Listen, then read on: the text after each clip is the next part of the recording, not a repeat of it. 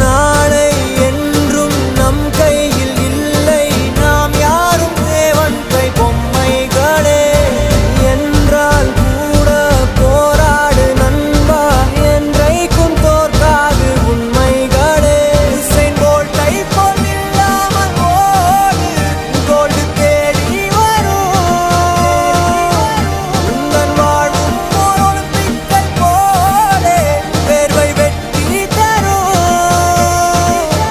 நாங்கள் ரிஷியும் இல்லை, ஓர் குஷி சொன்னோம், குடிச்சா குடிலா.